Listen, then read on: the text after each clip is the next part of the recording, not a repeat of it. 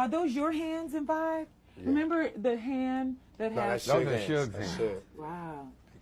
Yeah, that one. I present and... All right, great. Good. Yeah, congratulations on the nomination. Thank you. That means a lot. Your life has changed dramatically in the last 3 years, and then particularly in these last 3 months. No doubt. Okay? Not lying. It has been a big difference. What's it mean to you, especially these last 2-3 months of your life? It is a good reward for the patients of being in a maximum security penitentiary. You know, all the times when I could have acted up, or all the times when I could have went one way and I was like, I know this ain't forever. I'm gonna just ride this out, and I know it's gonna be my time again.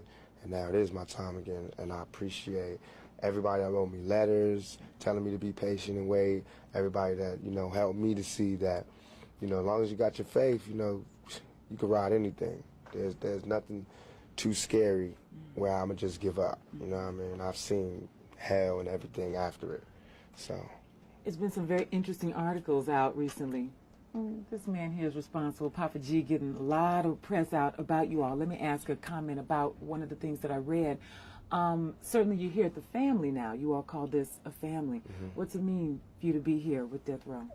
It means that I have to give my 110% so that all the rappers under me can give their 110%, so that everybody else, all the peer rappers like the Dog Pound or Snoop, to give their 110%.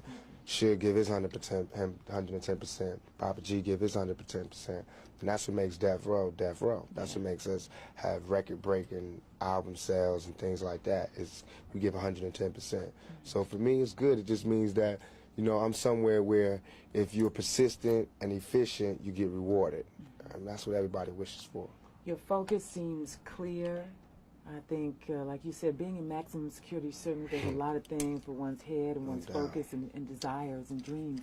You come out, you hear a lot of controversy going on right now about rap, just Time Warner dropping Interscope and a lot of things that have resulted from people saying it's a bad image, it's bad for young people. Tell us your comments on that. I said so many comments on this, but basically it's a hypocritical view, because what you're saying is, it's okay for us to live in the dirt, in the gutter, in less than human conditions, but it's not okay for us to tell people that we're living in these conditions. Everything was cool, you know. The ghetto was okay. It was habitable until we started talking about exactly what were the repercussions of living this type of lifestyle. What happens when you live in this kind of environment? What type of person it changes you into? Now all of a sudden it's like you can't talk about that. But this is what we live in. We don't have a choice, you know what I mean? It's either we really kill people, do dope, sell dope, and have murders and do all this crazy stuff, or we talk about the fact that we got so close, man. If it wasn't for this rap thing, we would really have to do A, B, and C. You know what I mean? And that's not good. That's not nothing to look up to, but that's the truth. That's how it is, you know. Every human being inside your chest or your stomach or whatever, we all given from God the survival instinct. And everybody has to live. Self-determination. You have to live.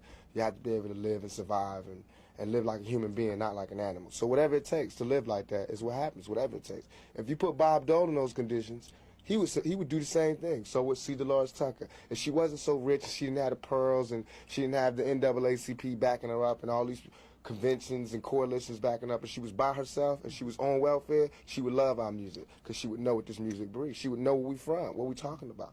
But from where she at, she can't understand and not understand where they coming from, because now that I got money, it's hard for me to hear a lot of the stuff that we got to listen to. But I can't be a hypocrite, though. I got to understand it's only a few dollars that's keeping me from being that right there. Image is everything. Papa G is taking good care of you guys, you know. Tell me what it means to have George Price behind you all, out there in terms of publicity, really getting the word out, and the truth, as you all want to speak it. What does that mean to you? I think that, along with the other artists on Death Row, Snoop, Dog Pound, Trey, everybody, Nate, we're all outstanding in our field. And I think that Suge, in terms of being a manager, a CEO, he's outstanding in his field. I think that Papa G is just keeping that tradition along by being outstanding in the field of publicity and getting the things that we have in our head to the heads of millions of people, letting them see what we see and look at it how we want them to look at it. You know what I mean? Like the vibe cover, that's how we feel, like a mob, like a family. You know, we want people to see that. Not mob like guns and things, but mob like family. Like you say to do this, we do this. And like with the New York Times cover, that's like the ghetto coming home picture. You know what I mean? With the cash and all of that. Every time somebody come out of jail, they got to take those kind of pictures. They got to get their humanity back from all the days they had to bend over and have some man looking in they, you know what I mean? For all the times they had to strip naked, for all the times they had to cut their visit short and couldn't hold their girl and couldn't kiss their girl. Now you get to floss like that. You know what I mean? Now you get to act like that. And it's not because I'm going nanny to other people. It's because I'm doing this for the guards. You know, for the people who thought I was guilty, for everything, for all the people who didn't believe that it could come to this point. I mean, look, they could shoot me 5 times, call me a rapist, and throw me in jail, and I'm gonna bounce back. I'm not gonna give up. You know what I mean? That shows the resilience of a young black male and a death row inmate in particular. Thanks a lot.